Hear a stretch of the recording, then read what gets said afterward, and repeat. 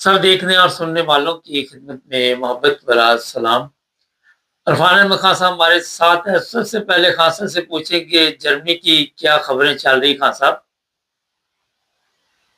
अक्सर सबसे बड़ी खबर तो यही है कि भाई वो ट्रम्प साहब के सीधे होने पर जो मायदा हो रहा है उससे तेल की प्राइसें जो है वो गिर गई हैं। और जर्मनी के अंदर जो बेंजीन की प्राइस है 2 यूरो 50 सेंट पर लीटर पर चली गई थी। और जो पीछे कैबिनेट ने बताया था पिछले हफ्ते कि भाई हम 30 जून के बाद जो रबात है वो खत्म कर देंगे। जो टैक्स के ऊपर छूट दी हुई थी गवर्नमेंट ने बेंजीन के वो खत्म कर दी जाएगी तो बेंजीन और महंगा हो जाएगा। लेकिन ये नए माहे की वजह से ये फायदा हुआ कि बेंजीन जो है वो एकदम प्राइस गिर गई है और 171 पे जर्मनी के अंदर प्राइस आ गया। और ये बहुत बड़ा फर्क है, कहाँ 250 पे चली गई और कहाँ कम होकर 171 पे आ गई है। और उम्मीद की जा रही है कि अभी ये मजीद प्राइस जो है वो गिरेंगी तेल की। एक तो इस लिहाज से जर्मनी की एक बड़ी खबर है, आप ये कह सकते हैं ये है। और मतलब जर्मन लोगों के लिए। और इसके अलावा आजकल क्योंकि हॉलीडे सीजन शुरू हुआ है तो यूरोपियन यूनियन ने यूरोपियन पार्लियामेंट ने अभी कानून पास नहीं किया लेकिन कानून बन गया है। इसी हफ्ते में वो कानून पेश होना है कि ट्रैवल के लिए उन्होंने बहुत सारे नए ज़ाब्ते जो है वो लागू किए हैं।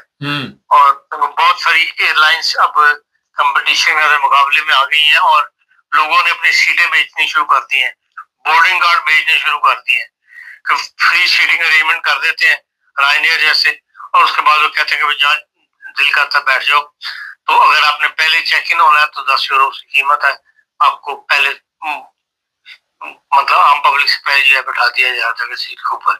इसी तरह सीटें बेचनी शुरू कर दी थी कि सीटों की प्राइस लेते थे वो। तो जो शुरू की सीटें अगर वहां की बैठना है तो अब आपको 10 या 20 ज्यादा देने पड़ते थे। इससे ये है कि बस फैमिलीज डिवाइड हो जाती थी। तो अब इस किस्म की बात रेगुलेशन जो है उन्होंने यूरोपियन ने पैदा कर दी है। हर वो यूरोपियन एयरलाइंस मतलब यूरोपियन एयरपोर्ट जहां पर कोई फ्लाइट आएगी और वो 3 घंटे से ज्यादा लेट होगी तो उसको 250 यूरो पर पैसेंजर जुर्माना अदा करना पड़ेगा। इसी तरह जो एयरलाइंस 3500 डिस्टेंस का टिकट जिसके पास होगा और वो 3 घंटे ज्यादा लेट होगी तो उसको 400 यूरो जो है वो अदा करने पड़ेंगे पैसेंजर्स को। इसी तरह जो 3500 किलोमीटर से ऊपर के सफर है उसमें 600 यूरो जो है वो हर एयरलाइन को जो है वो देने पड़ेंगे। वो ये वाला मामला जो है ये फ्रैंकफर्ट एयरपोर्ट पहले से वैलिड है, लेकिन एयरलाइंस कोई देती है कोई नहीं देती, पास के साथ फाइट करनी पड़ती है फिर लेना पड़ता है। इसी तरह 3 घंटे से ज्यादा स्टे के बाद आपको लाजमी एयरलाइन का आपको खाने की पाबंद है तो आप खाना मुहैया करें। अगर जहाज खराब है और पैसेंजर्स बैठे हुए हैं तो हर 5 घंटे के बाद उनको आपको रिफ्रेशमेंट देनी जरूरी है। और 24 घंटे के दौरान 3 खाने प्रोवाइड करना जरूरी हो जाएंगे। इसी तरह 3 रात तक अगर जहाज खराब रहता है तो उसका तमाम खर्चा जो है वो एयरलाइंस को उठाना पड़ेगा, उसकी होटल का उसकी ट्रांसपोर्ट वगैरह का। 2 फोन कॉल्स हर पैसेंजर जो है वो फ्री देनी पड़ेगी। तो इस किस्म की रेगुलेशन जो है वो अब इन्होंने पहल कर दी है।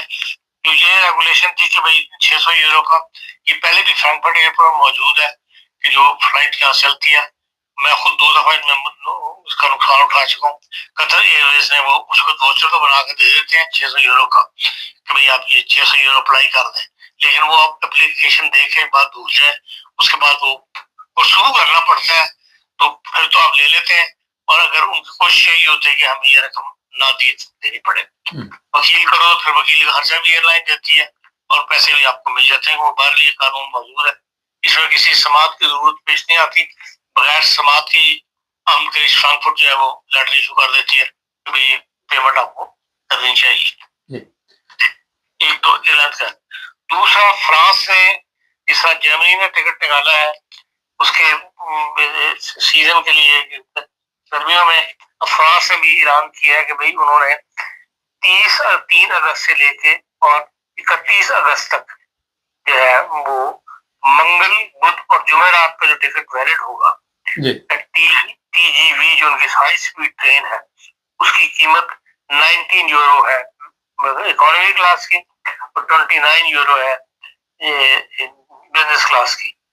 तो ये लेकिन टिकट जो है वो 16 जून से लेकर 18 जून के दरमियान जो है वो खरीदने होंगे। तो आप फिर फ्रांस में तमाम बड़ी शहर उसमें शामिल है, तो लिस्ट तय की है और रेलवे ने। तो आप फ्रांस की सैर जो है वो कर सकते हैं 19 यूरो के अंदर। फिर 3 दिन तक वो टिकट आपका वैलिड होगा। तो ये एक फ्रांस की तरफ से एक अच्छी खबर जो है चलने वालों के लिए जो जाना चाहते हैं, ये एक वो है। इस तरह जर्मनी में एक 2 साल पहले बहुत ज्यादा मामला उठा था कि भाई यहाँ पर गैर मुल्कियों को मकान वगैरह नहीं दिए जाते हैं, उनके साथ बुरा सलूक किया जाता है या दिखाई नहीं जाते उनको। सिर्फ जिनको लाडम दी जाती है, बुलाया जाता है मकान दिखाने के, वो सिर्फ जमा होते हैं।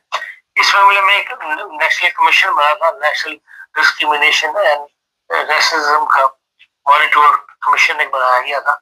उन्होंने 2 साल के बाद रिपोर्ट जो है वो जारी की है। उसमें वो कहते हैं कि हाँ ये बात दुरुस्त है कि जर्मनी में इस तरह हो रहा है, और उसकी वजूहत जानने के लिए जो उन्होंने कोशिश बताई है उसमें ज्यादातर वो ये कहते हैं कि भाई जो बूढ़े लोग को मकान इसलिए नहीं देते तो उन्हें कोई दूसरी लैंग्वेज नहीं आती, और वो जर्मनों को मकान देना इसलिए पसंद करते हैं कि भाई जबान का मसला हो, जिस गैर मुल्की को दे दो अगर उसको जबान ना आती हो तो फिर एक मालिक और उसके दरमियान ही झगड़ी जो है काफियत रहती है। मुसलमानों और अफ्रीकन को जो इनकार किया जाता है उसकी वजह वो ज्यादातर कहते हैं कि भाई सफाई के मामला जो है वो पूरी तरह तवज्जो नहीं देते, इसलिए हम मकान देने में जर्मन जो है वो तो थोड़ा सा हिचकिचाते हैं। भाई मकान को जो कंप्लेंट उनके खिलाफ बहुत ज्यादा पैदा होती है कि भवनों के अंदर सफाई नहीं है, बिल्डिंग के अंदर सफाई का वो म्यार कायम नहीं रहता, इस किस्म की बातें हैं। लेकिन ये उन्होंने तस्लीम किया है कि हाँ जर्मनी के अंदर डिस्क्रिमिनेशन की जा रही है, अभी भी उनके साथ गैर मुल्की जो यहाँ आकर आबाद हो रहे हैं, जो मकान लेना चाहते हैं। इसी तरह German centre for integration and immigration वाले हैं, बीजीएम वाले, उन्होंने भी अपनी एक रिपोर्ट शाया किया। उन्होंने लंबा सर्वे किया है पूरे जर्मनी में कि जो 1000 का स्टूडेंट्स यहाँ आता है और यहाँ आकर डिग्रियां लेने के बाद यहाँ पर सेटल हो रहे हैं, उनको इंट्रोड्यूस करके उन्होंने, ताकि नए आने वालों को मतलब एक हौसला अफजाई हो कि दुनिया को पता लगे कहाँ जर्मनी के अंदर काम की गुंजाइश है, हमें लोगों की जरूरत है, और जो लोग यहाँ आए हैं वाकई उन्होंने पढ़ा है और उनके लिए सहूलियात मुहैया है। उसमें पाकिस्तानियों को भी बहुत सारे लोगों की लड़कों के इंटरव्यूज है, इंडियंस के बहुत ज्यादा इंटरव्यूज है, जिसमें उन्होंने बताया कि हमने यहाँ आके स्टडी किया, जो इब्तदाई मुश्किलात पेश आती हैं जिसमें मकान भी शामिल है, जिनको तो हॉस्टल में जगह जल्दी मिल जाए उन्हें आसानी होती है, जिन्हें जगह ना मिले उन्हें हॉस्टल्स के जो है वो कमरा वगैरह ढूंढने में इब्तदाई दिक्कत पेश आती है। फिर यह है कि भाई आपको अपने अखराजात पूरे करने के लिए जो आर्बिट है वो तलाश करने में वक्त लगता है, एडजस्ट होने में माहौल में वक्त लगता है, तब जाके इंसान को नौकरी वगैरह इस तरह मिली, लेकिन मिल जाती है। शुरू का जो पीरियड है वो कहते हैं हमारे लिए मुश्किल होता है, लेकिन उसके बाद जिंदगी चल पड़ती है। और लेकिन यह कि पढ़ाई के अंदर हमारे साथ किसी किस्म की किसी किस्म की कोई डिस्क्रिमिनेशन नहीं की जाती। हमने यहाँ डिग्रियां ली है और डिग्रियां लेने के बाद फौरी बात हमें मतलब पढ़ाई के दौरान ही हमें जॉब्स की ऑफर जो है वो आनी शुरू हो जाती है। जब अप्लाई करते हैं तो अक्सर मतलब जिनके ने इंटरव्यू दिया और कहीं हम यहाँ पे सेटिस्फाइड है, और अपने मुल्क के लोगों से अपील की है कि भाई ये रास्ता जर्मनी में आबाद होने का है, इसको भी आप मतलब इख्तियार करना चाहिए। बस इस किस्म की छोटी छोटी जर्मनी की खबरें। अच्छा, खासा छोटी तो नहीं, काफी बड़ी खबरें हैं, लेकिन इसमें जो पहली खबर आपने तेल की पेट्रोल की कीमतों की बताई, उसमें एक सवाल है, पाकिस्तान में भी कीमतें कम होगी कि वहां पे ये रिवाज नहीं है? वहां देखें बेंजीन की कीमत जो इंटरनेशनल मार्केट में चलती है वो तो चलती है, पाकिस्तान की हुकूमत साथ टैक्स बढ़ा देती है। तो पाकिस्तान के टैक्स में भी जो कहा जाता है वो ये बताया जाता है कि भाई प्राइस की कीमत मतलब ऑयल की कीमत कम है और हुकूमत का टैक्स जो है इसके ऊपर ज्यादा है, उस ओरिजिनल प्राइस है, इसलिए वहां तो भारत प्राइस उस हिसाब से कम नहीं होगी जिस हिसाब से यहाँ हो रही है। अच्छा खान साहब, अभी आपने जो बताया लोग ट्रेवल करेंगे यहाँ यूरोपियन पार्लियामेंट की तरफ से कोई अनकरीब ऐसा फैसला जिसमें साइन माइन हो जाएंगे, कोई सामान की भी इसमें कोई उन्होंने रियायत दी है या उसमें कोई फर्क नहीं पड़ा? क्योंकि पहले ये होता था कि हैंड कैरी लेके जा सकते थे, अब रायन एयर है, इजी जेट है, इन्होंने बिल्कुल ही वो छोटा सा एक बैग जो है वो कर दिया हुआ है। इसमें भी कोई तब्दीली आएगी ये इसमें? रेगुलर रेगुलर फ्लाइट जो है उन्होंने भी वैसा कर दिया हुआ। अगर आप सिर्फ एक छोटा बैग लेके जा रहे हैं उसकी प्राइस और है, अगर आप बैग लेके जा रहे हैं तो बैग की प्राइस वो और 100 यूरो ज्यादा लेते हैं। तो इसकी रेगुलेशन मैंने पढ़ी तो नहीं उसके अंदर, लेकिन कोई ना कोई लाजमी बात है इसका भी वो ताल्लुक होगा, इसका फैसला बहाल किया होगा या फिर यूनियन करेगी या जब कानून बनाएगी पास करेगी तो इसकी डिटेल आ जाएगी। जो ये कानून बन जाएगा इसी हफ्ते को कहते हैं पार्लियामेंट में पेश होगी, कानून बन जाएगा तो उसकी सारी तफसील जो आ जाएगी। मतलब आप देख रहे हैं ये ट्रेन की टिकट सस्ती करने से लोग जो है इस पे ज्यादा सफर करेंगे? लाजिम बात है। अच्छा, फर्क पड़ता है, बहुत फर्क पड़ता है। चले थोड़ा सा इंटरनेशनल हालात पे भी नजर डाल रहे। अब सुना कि जिनेवा में कोई साइन माइन नहीं हो रहे, क्या अपडेट है? नहीं आपको नहीं जगह का नाम जो है स्विट्जरलैंड की किसी गांव में वो मुकाम में वो साइन करने जा रहे हैं। असल साइन तो एक किस्म का हो ही गया है जो उन्होंने डिजिटल साइन किया है, बस एक हल्की सी तकरीब जो है वो की जा रही है।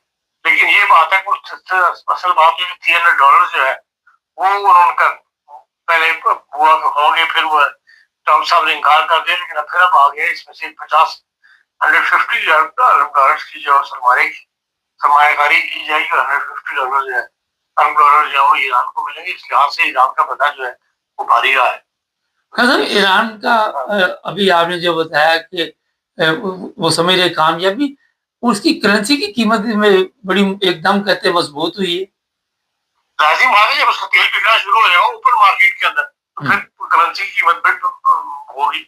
और ईरान भी यकीनन अपनी करेंसी को जो इसने वो पाबंदी लगाई थी कि हम सिर्फ येन में काम करेंगे या उसमें काम करेंगे, डॉलर में नहीं काम करेंगे, तो डॉलर डॉलर खुल जाएगा वहां पे, तो फिर उसकी कीमत को भी स्ट्रांग होगी ईरान की।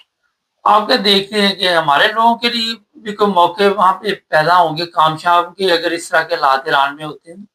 देखिए भारत साहब 900 किलोमीटर की सरहद है ईरान के साथ हमारी मिलती हुई। हम चाहे तो बड़ा कुछ वहां पे कर सकते हैं।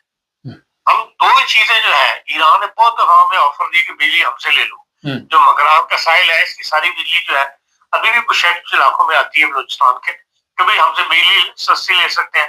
फिर यह कि अगर तेल खुल जाए, तेल हमें सस्ता मिलेगा, हमें बहुत तेल सस्ता पड़ेगा अगर ईरान से ले लो।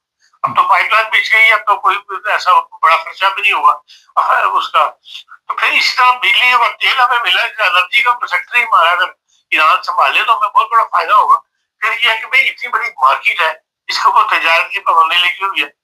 अमेरिका से डर के मारे हम तजारत नहीं करते ईरान के साथ, और वो जाहिर है अपनी कमी जो है फिर भारत से पूरी करता है। अगर ये मंडी खुल जाए पाकिस्तान के लिए तो बहुत बड़ी मंडी है ईरान की, लेकिन पाकिस्तान को ईरान की निस्बत पाकिस्तान को ज्यादा फायदा होगा अगर ये मार्केट वहां पर खोल दी जाए। ये जो चोरी पेट्रोल वहां जाता है, हमारे जवान ड्यूटी वाले बड़ी अच्छे तरीके से ड्यूटी दे रहे, इसमें भी फर्क पड़ेगा जब तेल की मंडी खुल जाएगी। लाजिम बात है जब एक ओपन मार्केट खुल जाए, आप लीगल तेल सस्ता प्रोवाइड होना शुरू हो जाए, तो फिर क्या जरूरत है गधों के ऊपर और घोड़ों के ऊपर जो है वो तेल स्मगल किया जाए। लेकिन एक जो अहम चीज है खान साहब, आप देख रहे हैं कि इसराइल जो ये मुआहदे हो रहे हैं उससे पता तो चल रहा है ना खुश है, कुछ शरारत भी कर सकता है वो। लेकिन ट्रम्प ने तो ये कहा कि अगर इसराइल अमेरिका के बगैर चलता तो अभी तक तबाह बर्बाद हो जाता, और अगर मैं सदर ना होता तो फिर कोई और सदर ये कदम भी ना उठाता। इसराइल को क्या मैसेज इस पे गया जी? इसराइल को मैसेज देखें, इसराइल को तो लाजिम बात है जिस तरह वो घिरा हुआ है अरब ममालिक के दरमियान, खलीज के ममालिक के दरमियान, उसको लाजमी एक हाथ की जरूरत है। जिस तरह पहले बरतानिया ने उसका साथ दिया था, बरतानिया के साथ उसकी वो रिलेशनशिप नहीं है। अब वो ज्यादा इंसाफ जो है वो अमेरिका ऊपर करता है, और अमेरिका की जहूरी राबी जो है वो बहुत सपोर्ट करती है इसराइल को। और इन्हीं जो हुकूमत है अमेरिका की, वो भी इन्हीं यहूदी लेवल के प्रेशर में आके तमाम बड़े बड़े कारोबार बरतानिया उसमें अमेरिका में यहूदियों के हाथ में है। उन्हीं के प्रेशर में आके ये अमेरिका जो है वो उसकी मदद करता है और वो मदद उसकी जारी रहेगी, लेकिन उसकी मुमकिन है कि नौयत बदल जाए। अभी तो ये इब्तदा हुई है, अभी जो 60 दिन में जो ये गुर्तो शुरू शुरू होगी, उसके बाद वो मुमकिन है कि ये भी इम्तहान है कि इन पर खलीजी ममालिक पर मुसलमान वालों को एक नया प्रेशर डेवलप हो कि भाई इब्राहिमी लॉर्ड जो है, इब्राहिमी माहिदा जो है आप उसको ऊपर साइन करें और इसराइल को तस्लीम करें। अब ये स्टेप बाय स्टेप सारे मामला जो है वो हल होंगे। इसका एंड यही होगा कि ये इब्राहिम माहिदा जो है उसके अंदर इन मुसलमानों को शामिल किया जाएगा और इन सबको इसराइल को तस्लीम करना पड़ेगा, लेकिन उसके साथ इसराइल की फलस्तीन की हुकूमत जो है, मुल्क जो है, वो भी मार्ग वजूद में आ जाएगा। खान साहब, मौजूदा वजीर आजम जो इसराइल के, आप देखते हैं कि उनके दौर में हालात ठीक नजर होते नजर आ रहे हैं? देखिए, मैं नहीं समझ, जो बज़ाहिर नजर आता है कि ना ट्रम्प साहब होंगे इसराइल वहाँ पे अमेरिका में, और ना ही इसराइल में जो है ये नेतन्याहू जो है ये और जीत सकेगा। ये भी मिलकर ही हुकूमत बनाता है, ये कोई इंडिपेंडेंट हुकूमत तो नहीं बनाता। और आने वाले वक्त में यकीन इसको भी धचका लगेगा और इसकी पार्टी वो वोट हासिल नहीं कर सकेगी, इसलिए इक़्तिदार में आ सके। आखिर में खान साहब एक सवाल है, हमारे जो पाकिस्तानी अरब ममालिक या सऊदी अरब में हैं, बड़े बेचैन हैं इस मायदे के बाद, कोई उनके लिए भी हालात बेहतर होंगे, कोई रोजगार के जो मसाइल बने हुए वो बेहतरी की तरफ जाएंगे?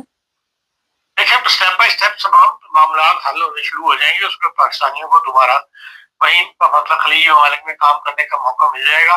अब ये हुकूमत पाकिस्तान की समझदारी है कि वो यूएई के साथ अपने ताल्लुकात को दोबारा दुरुस्त करे। अभी तक तो उस तरह को इग्नोर किया जा रहा है, लेकिन उसको इग्नोर कर नहीं सकते हम, ना हमें करना चाहिए। और खलीजी ममालिक के तमाम ममालिक के साथ एक ताल्लुकात जो है वो पाकिस्तान के होने चाहिए, और ये पाकिस्तान की जरूरत है। हमारी अपनी मैशत इतनी कमजोर है कि हम नई जॉब्स पैदा नहीं कर रहे, तो जो बाहर के करीबी ममालिक के अंदर इम्कानात है कि भाई हमारे लोग वहाँ लेबर खप जाए, तो उसका रास्ता जो है वो महसूस नहीं होना चाहिए, उसको बाहर खुला रखना चाहिए। जी, बहुत शुक्रिया खान साहब। अच्छा जी, ये मैंने जो आखिर में सवाल किया, बड़ी ये प्रॉब्लम बनी हुई है। सऊदी अरब में भी हमारे जानने वाले हैं और ममालिक में भी, तो वो कह रहे हैं यहाँ काम का बड़ा मसला बना हो, लेकिन अभी खान साहब ने जिस तरह बताया कि थोड़ा टाइम लगेगा, इसलिए एक गलती नहीं आपने करनी, जो भी हो यहाँ टिके रहे, कोई ऐसा कदम ना उठाएं कि हम पाकिस्तान जाके फिर आ जाएंगे, फिर मैंने ये नहीं लगता फिर तो सियाओ, वो भी एक बंद गली है, ऐसे तो बन चुकी है। चैनल को सब्सक्राइब करें, जुड़े हमारे साथ ताकि और प्रोग्राम देखते